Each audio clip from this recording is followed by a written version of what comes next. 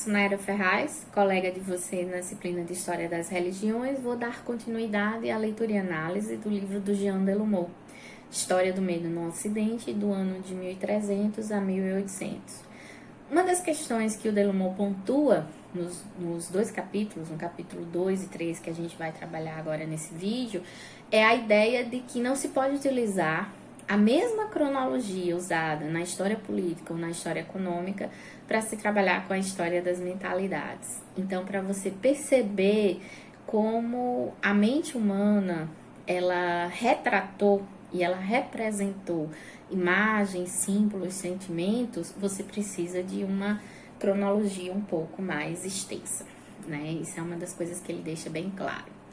No capítulo 2, o passado e as trevas, o autor ele vai usar, assim como ao longo de todo o seu livro, de obras literárias como referência, além de iconografias e teólogos da época.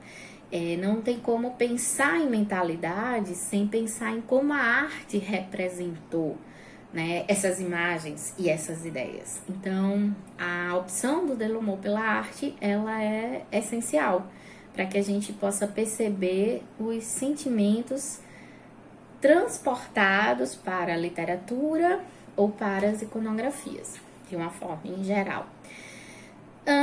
Esse passado que o Delumeau se refere, ele é recheado de trevas, né? E de seres que habitam as trevas. Entre eles, os fantasmas, né? Então, os fantasmas, para essa população, eles existem. Não que eles tenham deixado de existir, ou que hoje em dia não acreditem mais em fantasmas, mas cientificamente eles eram bem factíveis e juridicamente também, porque à época os mortos eles podiam ser julgados e condenados mesmo após o seu falecimento, né? Assim como também um cadáver assassinado poderia reconhecer o seu assassino. Acreditava-se que o assassino, ao passar em frente ao defunto que ele tinha produzido, caso esse estribuchasse, espumasse ou sangrasse, seria um testemunho fatídico da autoria daquele crime, tá? E nesse sentido, no capítulo 2, e pensando sobre os fantasmas, o autor ele vai utilizar o Shakespeare, né, trechos da obra de Hamlet, e também utiliza o teólogo Noel, Anatomia do Medo, pensando em como se criam os fantasmas. O fato é que o termo fantasma em si é considerado como algo imaginativo. Ele não seria a alma presente na Terra. Essa alma é o espectro, tá? Então, o espectro é a alma que conseguiu sobreviver por algum momento aqui na Terra, nesse processo aí da separação entre o corpo e a alma. Acreditar ou não em fantasmas estava muito relacionado à sua prática religiosa. Ele já pensando em termos da disseminação do protestantismo nessa Europa, e aí ele diz que ao negarem o purgatório, os protestantes se afastam um pouco dos fantasmas, porém os anjos e os demônios são unanimidade, né? Muito disso, para o Delumeau, é a permanência de crenças pagãs, assim como também a cristianização de algumas dessas crenças. Acreditava-se por muito tempo que os mortos podiam conviver um certo período de tempo junto aos vivos, vivendo a mesma vida que antes, até que eles se acostumassem e tudo e fosse para outro plano, né? Entre o final do século XVII e início do XVIII, o Delumeau fala de uma epidemia de medo de fantasmas e vampiros, e a partir daí começam-se a fazer tratamentos para que alguns cadáveres não venham a se tornar nem fantasmas nem vampiros. Então se praticava a exumação daqueles corpos que poderiam ser considerados ameaças fantasmagóricas, né? Então se passava a queimar o corpo, pregar estacas ou cobrir com cal, para que nada dali nascesse. Todas essas práticas foram criticadas por uma ala da igreja. O beneditino Dom Calmán, monge beneditino, passa a fazer críticas a essas crenças em fantasmas, né? No século XIX, por exemplo, na Romênia se explode a história do Drácula, né? Um dos vampiros mais conhecidos da história. Na Bretanha, na região da Bretanha, né, os fantasmas habitavam o mesmo espaço terreno de quando estariam vivos. Então, aquela crença lá que o Delumeau citou como pagã, ela permaneceu por muito tempo na região da Bretanha, né? Esses fantasmas, muitas vezes, vinham de situações extremas, como o fato de alguém ser enterrado vivo, ter se suicidado, mas existia uma relação muito interessante que eram com os mortos do mar. Piratas, navegantes em geral, ao morrerem no mar ou em viagens, né, eles eram considerados como factíveis de se tornarem almas penadas.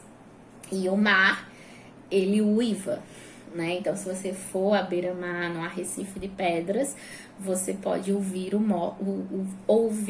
o som dos uivos dessas almas penadas dos homens do mar.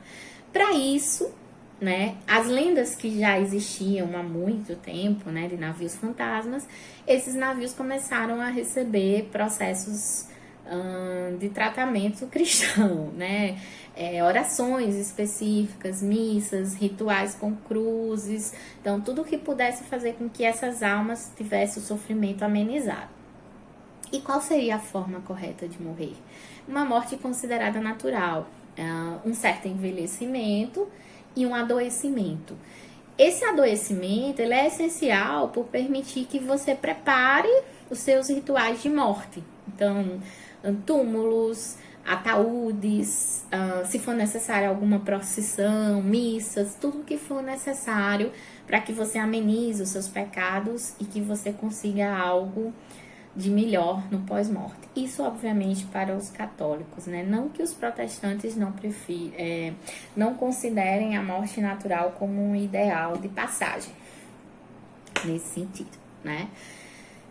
Além de fantasmas, os mortos, em algumas situações, poderiam ser simplesmente considerados como demônios, né? Então, fetos abortados, crianças não batizadas, mulheres mortas durante o parto, noivos que acabaram de casar, mortes violentas em geral, suicidas, afogados, enforcados. Ou seja, se a gente perceber, projetos de vida interrompidos, todos esses eram factíveis de se tornarem demônios, né? Ao mesmo tempo, para os católicos, tinha-se como evitar essa situação terrível do demônio, né? Que era fazer algumas correções. Por exemplo, procedimentos específicos relacionados ao enterro. No caso de suicídio, Delumeau cita um caso, né, de se colocar o rosto virado para o chão, passar o corpo não pela porta, mas sim pela janela, para que ele pelo menos esquecesse onde tinha acontecido e não voltasse para assombrar o local. Excomungados também, alguém que tinha sido excomungado pela igreja tinha todo um procedimento específico para o seu enterramento, para que não fosse, obviamente, mais uma alma atormentada no purgatório, né? Ou melhor, ou até que não fosse diretamente para o inferno e que fosse uma alma do purgatório. O purgatório, ele acaba sendo um local de muito poder, tanto para o bem quanto para o mal. E aí os cristãos católicos começam a invocar essa concentração de poder, fazendo orações específicas para as almas do purgatório. Onde esses fantasmas, esses demônios, esses vampiros habitam? Eles habitam à noite. Então você tem aí nesse processo um medo incrível da noite, né? Dentro dessa sociedade dita moderna. Lá na noite estão os malefícios, estão os demônios, o inferno fica na escuridão. Então existe toda uma valorização negativa das imagens noturnas. Isso o Gilbert Durand, ele trabalha bem, né? A ideia de que existe todo um regime diurno e um regime noturno em termos de discursos, em termos de construções imagéticas nesse sentido diante das sociedades humanas em geral. E aí o Delumeau, no caso, usa a Bíblia como referência e diz que, por exemplo, luz, vida, claridade, iluminação é o lado positivo, né? E a escuridão, a morte, o medo, o obscuro vai estar de um lado negativo. Dentro desse processo, você pensando nos astros, você tem o Sol, você tem a Lua. A Lua é considerada um astro perigoso. A Lua tem relações com o inferno, a Lua pode interferir na organização dos planetas e essa interferência pode trazer a peste, né? Que aí é onde a gente chega no terceiro capítulo, denominado Tipologia dos Comportamentos Coletivos em Tempo de Peste. Essa peste que o Delumeau se refere, a maior parte do tempo nesse capítulo, é a peste bubônica, né? Que é uma doença transmitida por um parasita presente na pulga do rato, que ao morder o ser humano transfere um tipo de febre que também provoca apodrecimento, erupções, bulbos podres, que provocam estados de putrefação no corpo do ser humano. Ele fala que esses comportamentos coletivos em tempo de peste podem ser associados a outros momentos e a outras doenças. Então, a varíola, mais à frente a gente vai ter a gripe espanhola, a febre amarela. E, no caso, a gente pode fazer uma análise pensando neste momento atual. Infelizmente, temos essa sincronicidade, né, da leitura desse texto sobre comportamentos coletivos em tempo de peste diante de uma situação de pandemia. E não tem como não fazer correlações. À medida que eu for apresentando o capítulo, vocês vão ter imagens de coisas que a gente está vivenciando atualmente, tá? Mais uma vez, nesse capítulo, ele vai usar muito da literatura. Ele vai citar o Boccaccio, né, no texto do Decamerão. Ele vai trazer representações iconográficas, cientistas e teólogos da época. E aí ele começa fazendo uma representação mental da epidemia. A epidemia e o que ela causa, em geral, é semelhante ao que a guerra e um grande período de fome causam, né? É uma praga, como a praga que aconteceu no Egito Antigo, ou pode ser interpretada como o anúncio de um dos cavaleiros do Apocalipse, né? Tudo isso é uma representação mental da epidemia. Ela pode ser representada também, em termos de símbolo, como um incêndio, né? Por que o incêndio? Porque o dilúvio, né, foi o castigo de Deus com água, já passou. E, na verdade, um dos anúncios, dos maus presságios para a chegada da epidemia em uma cidade, trata-se da passagem de um cometa no céu, que deixa um rastro de fogo. Então, daí a ideia do incêndio. Mas, para artistas e homens da igreja, ao longo dos séculos, a epidemia ela foi representada iconograficamente como uma chuva de flechas, a princípio atiradas por Deus. Deus, enraivado, em cóleras, ele lança essas flechas. Isso, Delumeau diz que remete ao mito de Apolo, no texto A Ilíada, né? Os clérigos teriam resgatado o mito de Apolo, né? E trocado Apolo pelo Deus, o Deus monoteísta cristão, né? As flechas, elas representam nitidamente a morte, porque a peste não tem cura, né? Não tinha cura à época. Então, você, ao ser atingido pela flecha, você inevitavelmente iria morrer. Então, essa correlação direta com a morte fez com que os artistas simplesmente tirassem Deus e colocassem uma representação da morte em si, que seria um esqueleto. Então, o esqueleto carregaria essas flechas. A grande questão, já que adoecer e morrer seria natural, é a forma como essa doença, ela dizimava as cidades. Não, sobravam pouquíssimas pessoas, né? Ao longo das várias ondas de epidemia, você perde 1/3 da população da Europa, né?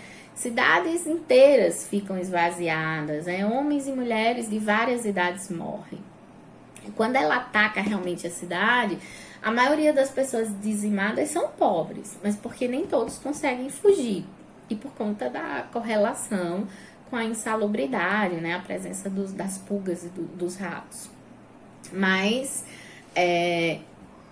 ela não chega, a doença não consegue completar um ciclo mesmo de adoecimento para que se prepare a morte. Então, os cadáveres vão se acumulando nas casas, nas ruas, e aí os artistas começam a representar também a imagem dos maus odores e coloca a morte com um lenço e coloca pessoas segurando o nariz, né, nas iconografias, para que você perceba que existe um cheiro de podre, um cheiro de morte nas cidades empesteadas, né?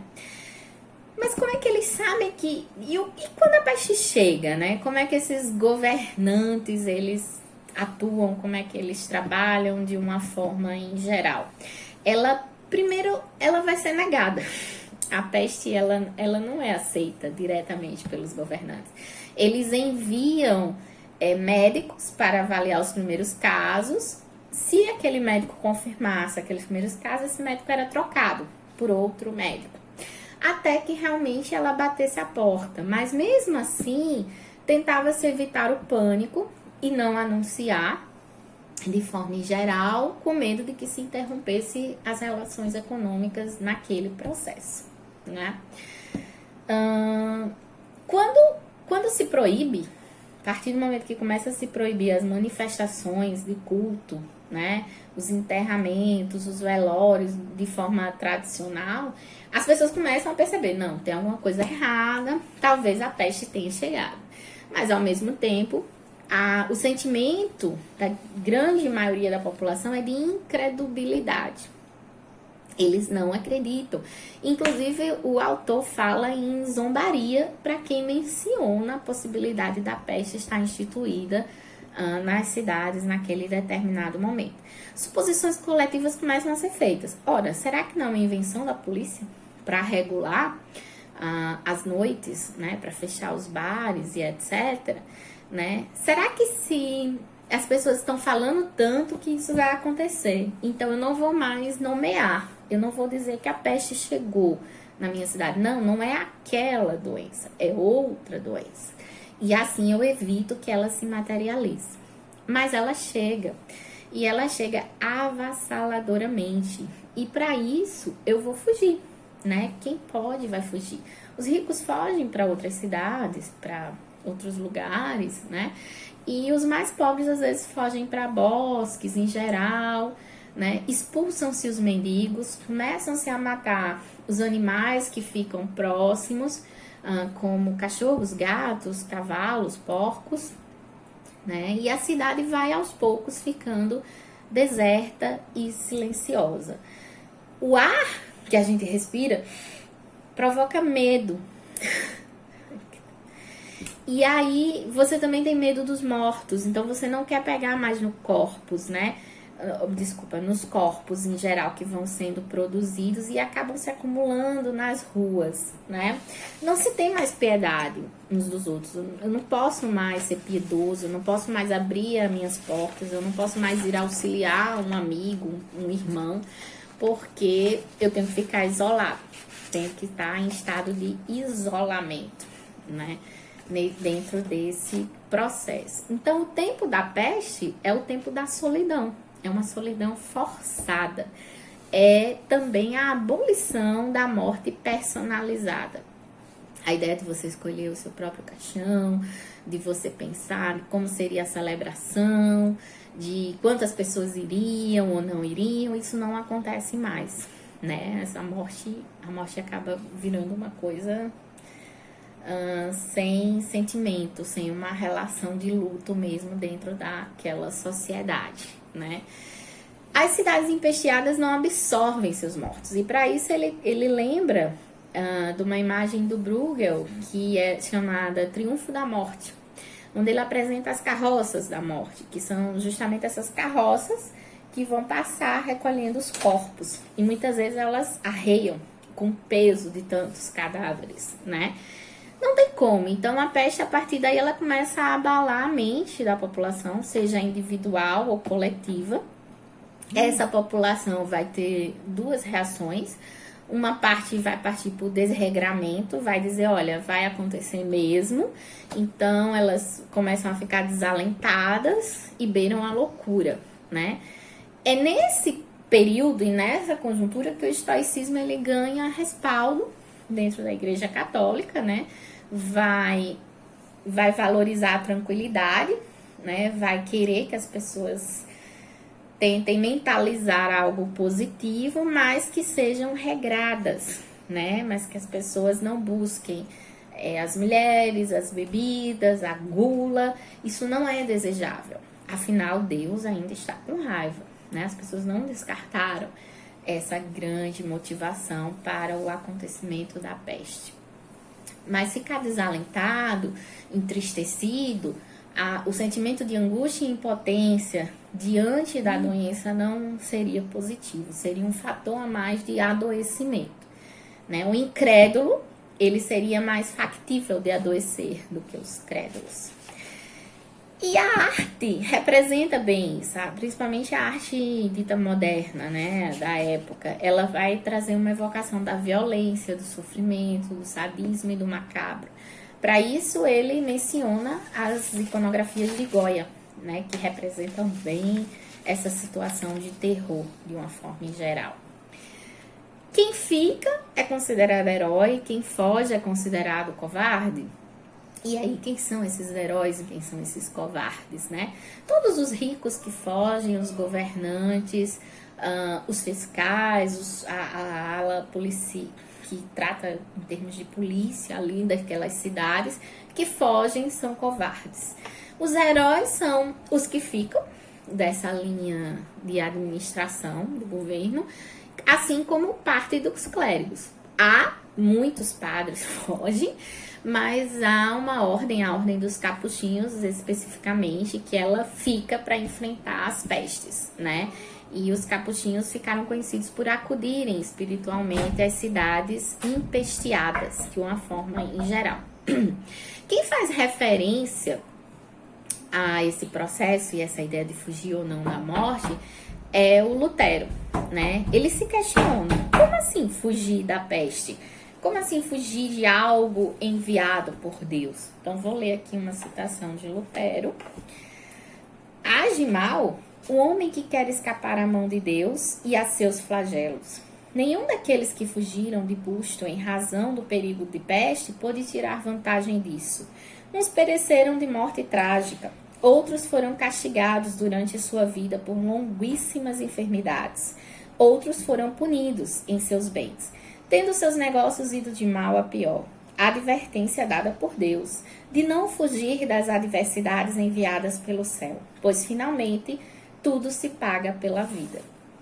Então, não foge, né? Não tem como fugir desse castigo, mas tem como encontrar os culpados. Por quê? A partir do momento que eu vou nomear um culpado, é como se eu conseguisse materializar a cura. Eu estou mais perto de entender como é que eu posso evitar a doença. E aí o Delamont ele diz que tem três fontes de explicação. Primeiro, os eruditos, né, da época, que consideravam que era pela corrupção do ar. Esse fenômeno que poderia ter sido provocado por questões de conjunções astrais celestes ou pelas próprias emanações pútridas que habitavam as cidades. Então, aquela coisa do cadáver, do corpo apodrecendo, aquilo ali contaminou o ar e se proliferou. Do outro lugar que vinha era da multidão anônima, né? Essa multidão acusava e achava que existiam semeadores de contágio que espalhavam voluntariamente a doença. A doença existia, mas por algum motivo estrangeiros, inimigos, levavam aquela doença para determinadas cidades. Rivais comerciais também podia ser.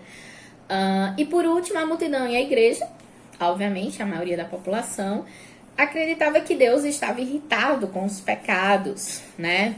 Então se dizia que a má qualidade do ar pode ser causada por influências malignas e pelas sinistras conjunções dos astros. Quer dizer, não tem como fugir da ideia dos astros.